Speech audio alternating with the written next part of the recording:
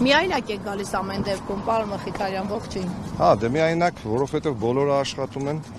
թող աշխատեն, շտաբերը աշխատում են, ընտրությունների ընթացքին ենք հետևում։ Այստեղ 38, մոտարպես 40 ընտրող է մինչ այս պահը մոտեցել, դա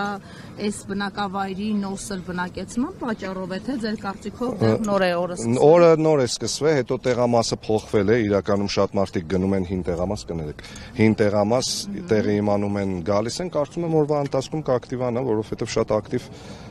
մասնակցություն ենք սպասում իրականում։ Լավ տրամադրությունն է։ Շատ բարձր։ Փոխանցեն դժգոհությունները ձեզ շատ սիրողների, ասում են մենք սպասում ենք հետաքրքիր շոու, ամենահամեստ քարոզարշավ իրականացնողներից մեկը եղաք, ինչու։ Ինչ առումով ամենահամեստ։ Մտածում էին, որ երևի դուք նաև համերգով կամփոփեք ձեր քարոզարշավը, բայց փաստորեն Ես ամենասկզբից քարոզարշավի բոլորին ասել եմ, որ Հայատ պրոջեկտի ռեսուրսը չեմ օգտագործելու, որովհետև ես չեմ ուզում առավելություն ստանամ երիտասարդների դաշտում, որը այսպես թե այնպես ունեմ։ Ասում են, որ ձեր ընտրողը ի դեպ մինչև 35-ն է, եւ դուք գողացել եք հենց այդ սեգմենտին, որը ամենապասիվ ընտրողն է բոլոր ընտրական գործընթացներում։ Համաձայն եք։ Ես չեմ գողացել, ես հալալ քրտինկով վաստակել եմ։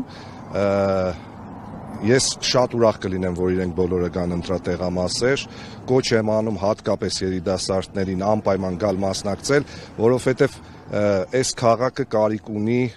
իրոք երիտասարդանալու ու ես օրինակ իմ առաքելություններից մեկը պատկերացնում եմ հենց դա, որ Գյումրին պետք է ստանա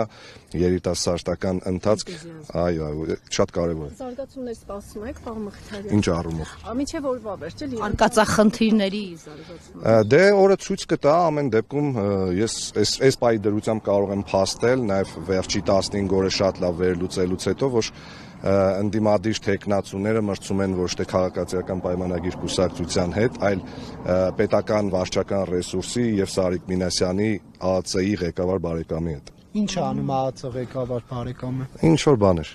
Մասնավորապես Ինչ որ բաներ։ բարևում է մարդկանց, անցնում է, ստիպում է, որ գնան իշխանությանը։ Օդում կախված լուրերի համաձայն ինչ որ բաներ անում է, օրվա վերջ կերևան, Նարեկ ջան։ Նիկոլ Փաշինյանն է օդում կախված լուրերի համաձայն պնդումներ անում, ինչը այդքան հավաստի չի։ Դե